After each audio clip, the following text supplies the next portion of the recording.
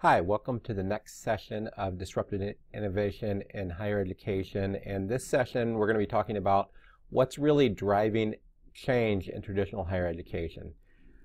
So let me just give an overview from last week. We talked about these innovation extensions, and one of the overarching organizations for this course is talking about there's three waves: traditional higher education, traditional online education, and what I'm calling courseware platforms in emerging markets. So this week's session is going to be focused on traditional higher education and what's driving the change. Now, everyone's seen these charts of the increasing cost of higher education. So from 1980, most of them, that's where most of them start. The cost has increased dramatically compared to the consumer price index or inflation. That's the historical.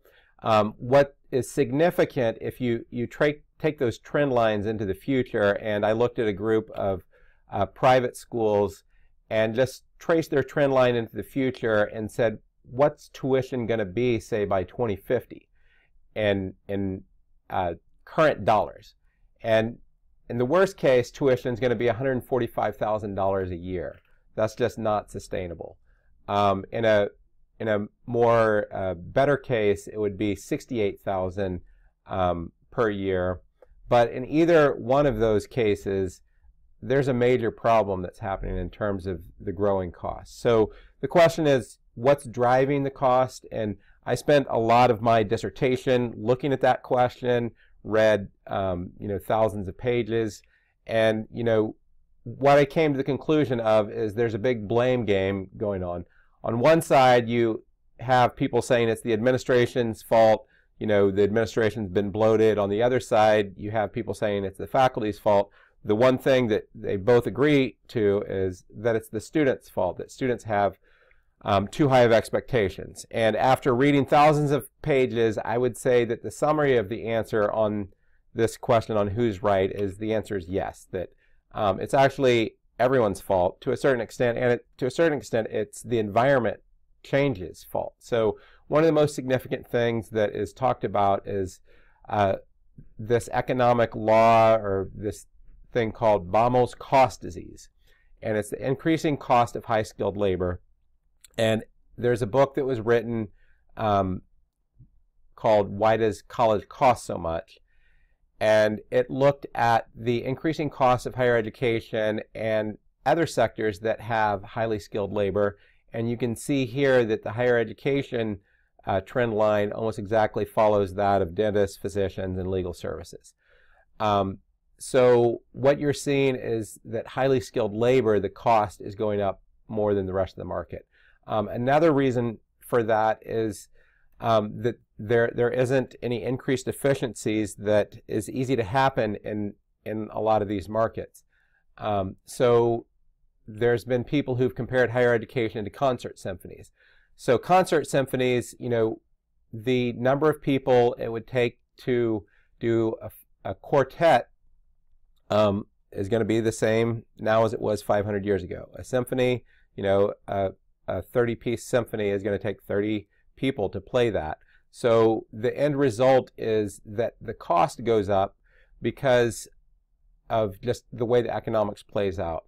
Ultimately, the way the economics plays out is really what you're seeing is that there's increased productivity that's happening in other sectors. So between 1500 and 2000, there's a 60 times increase in productivity. The problem is higher education hasn't seen this much productivity increase. For the most part, the model of higher education is very similar as it was 500 years ago. And what that's doing is the end result is people in other sectors have more resources, and that drives up the cost. And so you have two things, Baumol's cost disease, and there's a paper written called The Economics of Superstars. And ultimately what that means is that there's increased cost of high-skilled labor.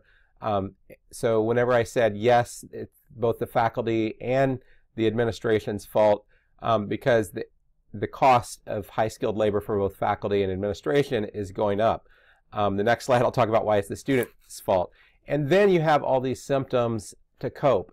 So, and really, you know, all the things that people complain about with higher education, I would say, are symptoms of a much larger trend that is related to Baumol's cost disease and economics of superstars. So you have increased standardized tests, increased large lectures, increased teaching assistants, increased administrative staff, increased adjuncts, and an increase of underpaid faculty. And the reason, these are all attempts to increase the productivity of higher education.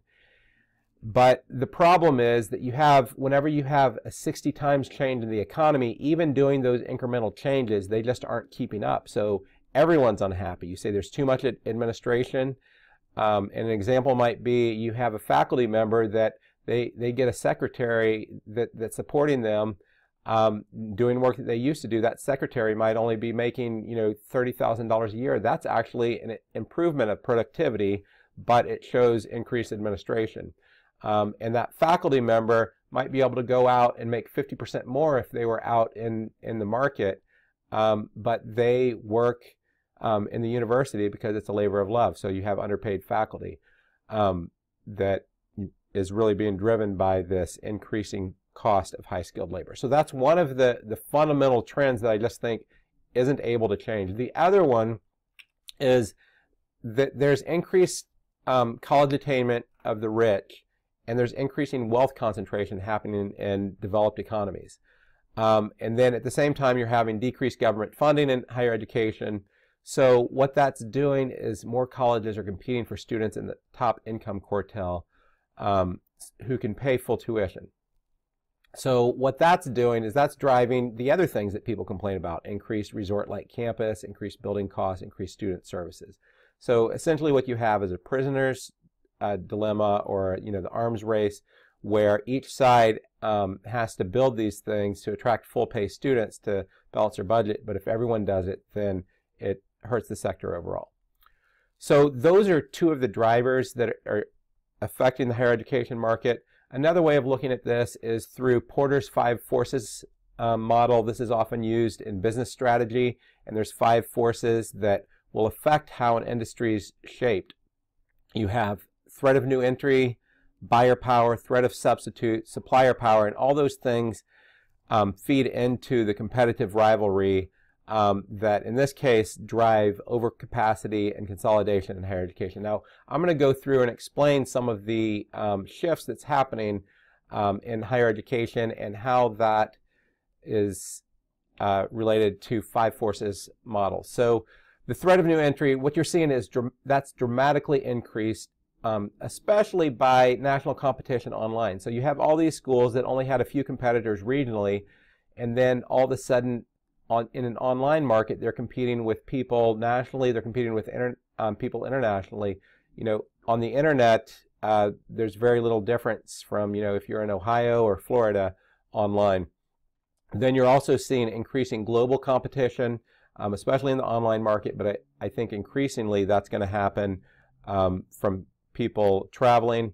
And then you also have new entry coming from for-profit universities and this new trend called mega universities, and what I would say some mini mega universities. There's 21 mega universities globally that have over 1 million students, and then there's a growing number of universities in the United States that have hundreds of thousands of students, and that is dramatically affecting the market.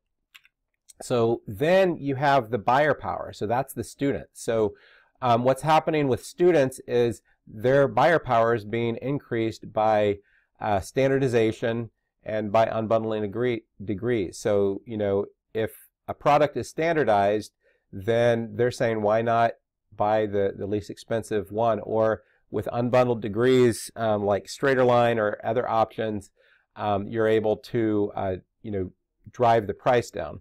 Then you have substitutes. So you have, you know, traditional higher education, you have online degrees, blended degrees, competency-based education degrees, those are substitutes. You have non-degree platforms like MOOCs, and then you have a new thing that I'm calling employer analytics, where employers can, you know, the degree right now is currently the best signal for most employers to identify the people that they're looking for, but increasingly organizations like LinkedIn are starting to provide some strong signals that eventually I think might be better than the signals that higher education is providing. And I put that in a category of employer analytics. And the last area is supplier power. Now, this is the one area that the university actually is has growing strength, but the faculty really are hurting. So the supplier power, so you could say that the major supplier to universities is faculty. And what you're seeing is faculty overcapacity. What happened is a lot of schools saw that undergraduate education wasn't profitable, so they moved into graduate education, especially in the online space. So you had tons of PhDs that were essentially overproduced, and then you have faculty overcapacity, 10-fold, 50-fold in some fields. Then you have this trend that people are calling the Uberization of adjuncts. So Uber makes it so that anyone can become a driver, but they're essentially crowdsourcing drivers, replacing taxis. And a lot of the online institutions are doing the same thing. So adjuncts are losing a lot of their supplier power. And then you have components that are being unbundled, whether it be lectures and MOOCs or other components that get unbundled. And you're having commoditized content, whether it's YouTube videos or open educational resources, that ultimately all those things are decreasing the supplier power.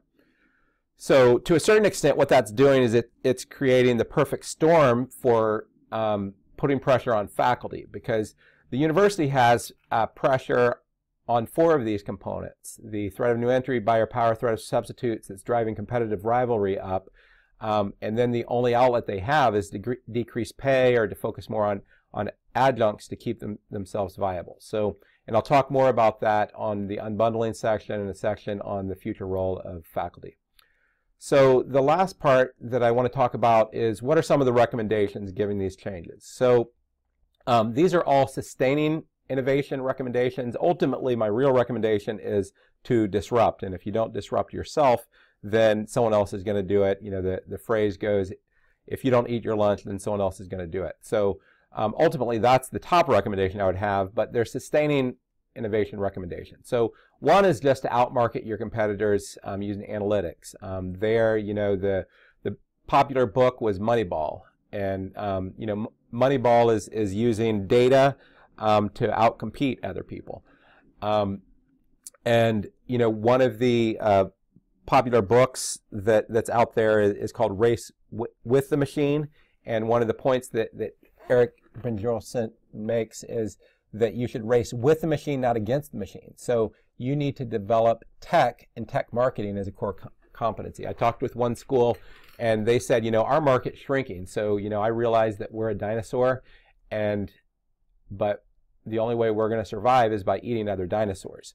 And those are the ones who are out marketing using analytics, because they realize that there's no more grass, and it's market consolidation is going to happen. So some of the people who are doing that, I think Arizona State, Liberty University, George Fox has done a good job of focusing on remaining a small school but still growing. The second thing that people can do is enhance value using innovation, technology, and blended learning. And there it's what the cable companies are doing in the face of Netflix. So Netflix is unbundling cable, and then the cable companies say, we're going to do a both and. We're going to provide you with your traditional cable, but we're also going to provide you with video on demand. So that's what blended learning can provide, and you can overall enhance learning, improve educational outcomes, and that's a lot of the focus that I see in existing universities. The third thing is just, the overall sector is going through an intensely competitive time, so ultimately you're going to have to cut costs. One significant way to do that a lot of universities are doing is taking a more granular approach to having a balanced profit and loss or a balanced budget by division. So obviously there's going to be a lot of political issues with that, and universities and some divisions, are servicing the core mission, and other other divisions may not be a profit center. So you're going to have some variation. But I think to at least track that better, so what is happening in the university. The fifth thing that you can do, and this is traditionally what happens for incumbents facing disruptive innovation is they move up market. In this case, it would be moving up market into graduate education. Or, what other people are doing is, to full pay tuition students. How do we attract more of that market? Ultimately, as Clayton Christensen talks about, that is going to be a dead end, as was shown with whenever Detroit automakers decided to move up market into SUVs, and then ultimately that market crashed on them. So then the sixth thing you can do is expand and diversify into other revenue streams. So go into healthcare, grow your endowment, other things along those lines.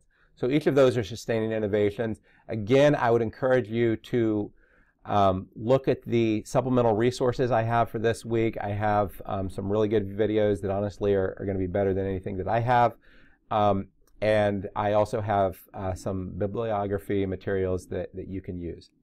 And again, I want to ask if you have any other resources that you would recommend to really get to this question of what's driving the change in traditional higher education, please post it in the course.